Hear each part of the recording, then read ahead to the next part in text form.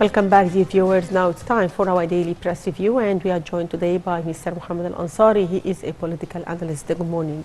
Good morning to you. And we start off from Akhbar al-Yawm newspaper, and we read Prime Minister Dr. Mustafa Madbouli holds meeting on stimulating foreign investments. Prime Minister Madbouli held a meeting to discuss ways to stimulate foreign investment in Egypt and facilitate the procedures for investors with the aim of pumping more investments in all sectors. The Prime Minister stressed that the government is working to attract foreign investments through the implementation of a number of measures and incentives. Dr. Madbouli said that the measures include facilitating all procedures for foreign investors and resolving all problems facing them. The Prime Minister gave his directives to present a number of simplified measures that encourage foreign investors to invest in all sectors of the Egyptian economy. So, sir, how do you see the government efforts to facilitate procedures for foreign investors? Yes, these efforts come in a timely way, in a timely manner, because now, after fulfilling a number of criteria with regard to the economic reform plan, investment will really boost the economy forward. So it comes in a timely manner. Now is the right time to start focusing on foreign investment. As you said, the aim of the meeting on Monday was to discuss ways to stimulate foreign investment in Egypt and to facilitate the mechanisms and incentives in order to boost investment in all sectors. The Prime Minister also asserted in that meeting that the government is working to attract foreign investments through a group of mechanisms and incentives. And the ultimate aim, according to the news, the ultimate aim is to present Egypt before the world as credible for investment. This is the ultimate aim of the efforts of the government. The meeting was also attended by the Minister of Investment and International Cooperation, Sahar Nasr, and Dr. Mohamed, Minister of Finance, and Engineer Amr Nassar, Minister of Trade and Industry. Of course, Mr. Mustafa Madbouli, when talking about investment, he's talking about investment under the umbrella of the new investment law, which was only inaugurated and promulgated on the 31st of May 2017. What does this investment law say? It says a lot. I just picked few articles, not full articles, but just few quotes.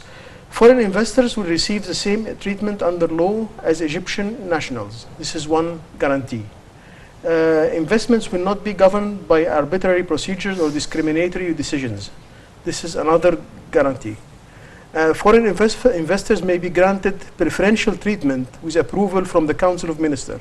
So actually, the foreign investor could enjoy better conditions than the Egyptian upon approval for certain conditions by the by the Council of Ministers. And finally, investors have the right to transfer their profit abroad.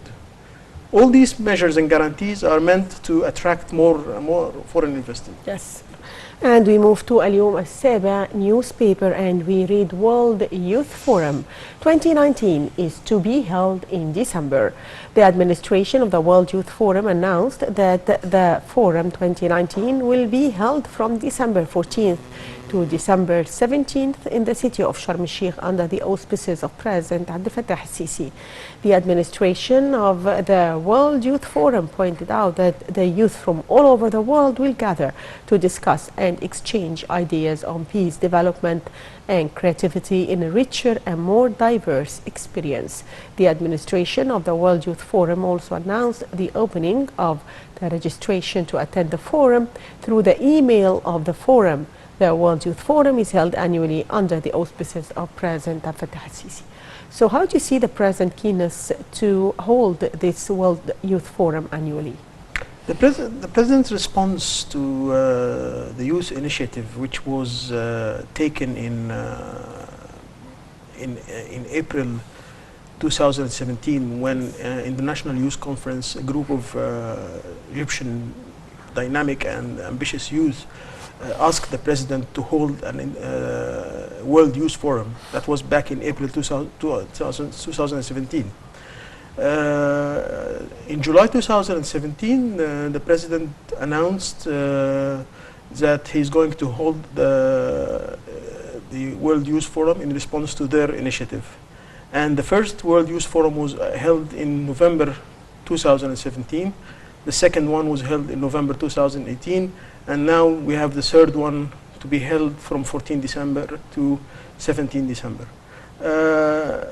The themes of the conference will be the same as last year's conference or for last year's forum: peace, development, and creativity.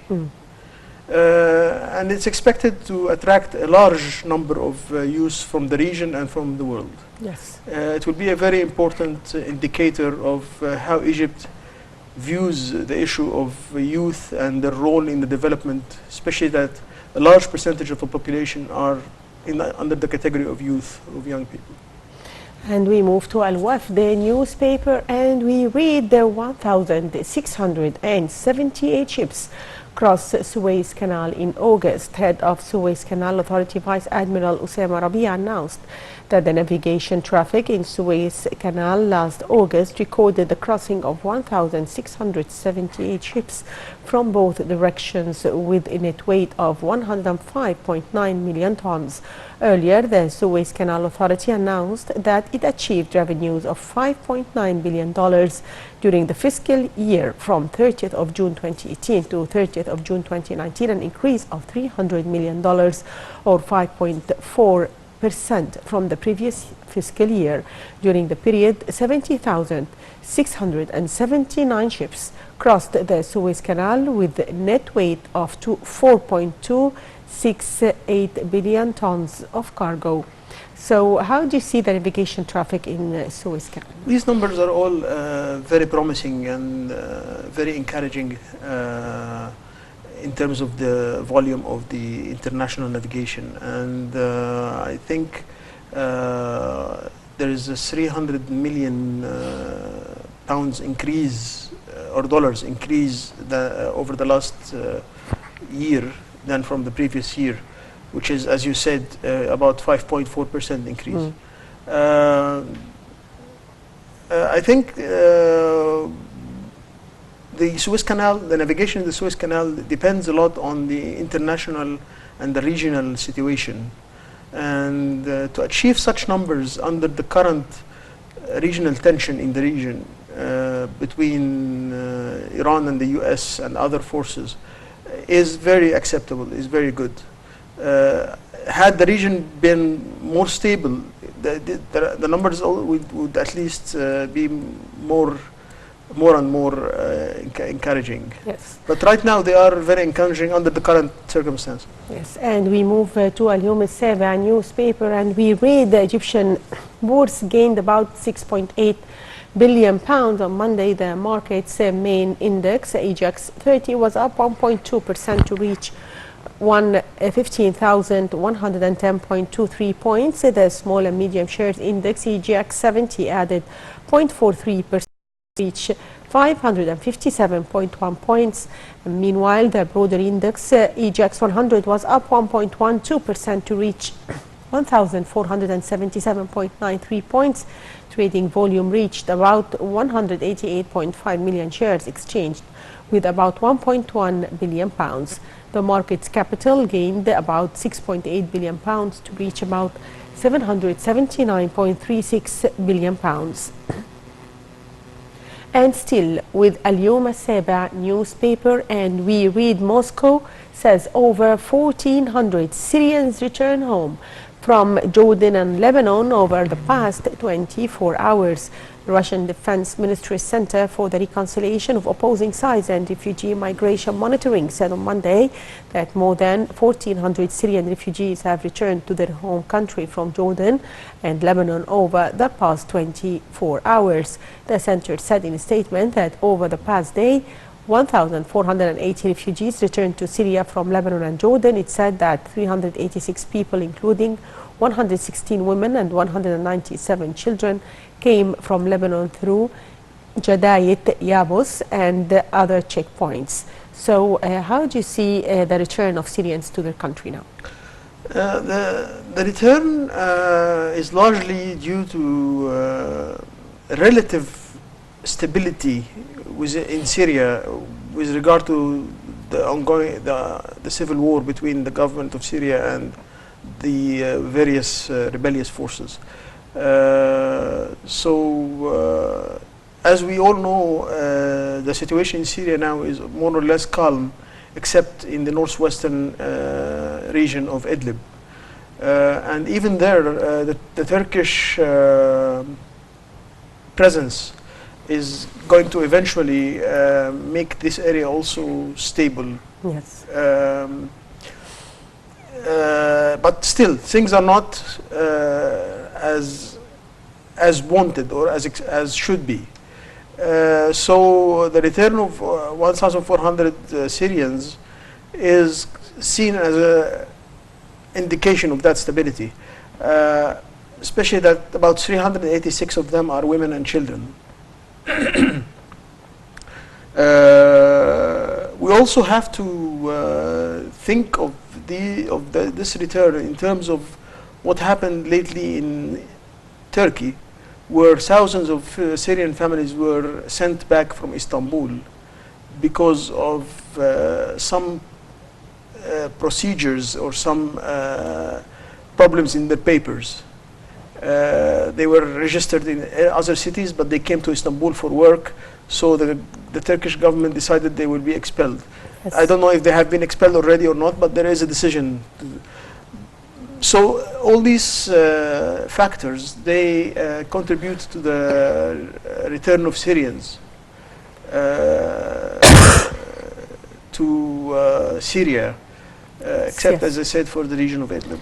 And Al-Akhbar newspaper, and we read rich Prime Minister calls for no more Brexit delay, and rich Prime Minister Boris Johnson said on Monday that there are no circumstances in which he will delay Brexit to after 31st of October.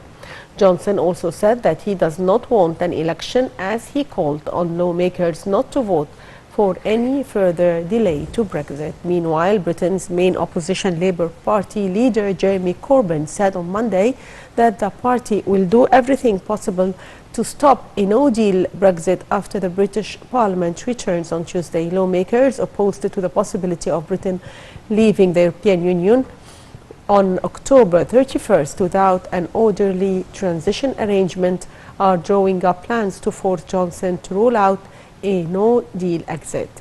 So how do you see the situation now concerning Brexit? The situation is alarming because it is causing divisions within the ranks of the Conservative Party, the party of Boris Johnson.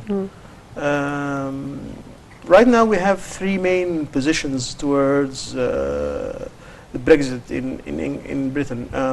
Brexit with no delay, which is the position of the Prime Minister Boris Johnson, but he is facing some opposition from some of his members inside the Parliament and inside the party, because they want the second position, which is Brexit with deal. So to delay Brexit a little bit until Britain can make a deal with the European Union to opt out from the European Union. So Brexit, this is the second position, Brexit with deal. The third position is no Brexit at all, no to Brexit at all, which is basically the position of some of the members of the Labour Party, and which is the main party now in opposition, in competition with the Conservative, headed by Corbyn. Yes. Jeremy Corbyn. And yes, so this is the position now. The issue is shedding light on other areas of politics in the UK. So everyone was expecting Boris Johnson to call for early elections, but he dismayed many of his members and did not call for early elections, and this was largely due to the Brexit deal. So it's affecting even the local politics in the UK. Yes. And we move to Rosa Youssef, where we read Greece moves hundreds of asylum seekers from crowded island camps. And Greece began moving hundreds of asylum seekers on Monday from a camp on the island of Lesbos that holds around 4 times the number of people it was built for. Over 11,000 refugees and migrants are holed up at Moria, Europe's biggest migrant camp. Some 635 people, mostly families, boarded a passenger ship on Monday for facilities in northern Greece, and more left later in the day. Moving asylum seekers from island camps to the mainland is part of the government measures announced on August 31st to deal with the rising numbers. All of Greece's 5 formal island camps are over capacity. Greece is Europe's main gateway for asylum seekers and accounts for more than half of the 56,000 migrants who have landed on the Mediterranean's northern shore this year. So how can we solve the problem of asylum seekers? The solution as it is very logical. The island and other islands too have been jammed with refugees. Yes. So the issue of sending them to the mainland Greece seems logical. But let me say that Greece is really one of the countries that are very minimal in the number of refugees it hosts. Yes. It hosts about 56,000 refugees, which is... It's only the gateway. Yeah. Yes. And also it's a transitional Yes. country, not a permanent residence country. Yes. So let us see how the situation will unfold. Yes. Yeah. And finally, we read the weather news from Al Watan, and hot weather expected on Tuesday. Meteorologists predict moderate weather to prevail Tuesday on the northern coasts. Hot weather on the Delta and Cairo to the north of Upper Egypt, as well as very hot weather on the south of Upper Egypt but they predict it to be moderate at night. Mist is expected to affect visibility in the morning on some parts north of the country. Low-level clouds are expected on the northern coasts, as northwestern wind will be moderate, but it will be active on South Sinai as well as the Red Sea and the Gulf of Suez, possibly disrupting maritime navigation there. And by that, Mr. Ansari, we wrapped up our edition today. I'd like to thank you. Thank you very much. And the viewers, a short break, and we'll be back with us, so stay tuned.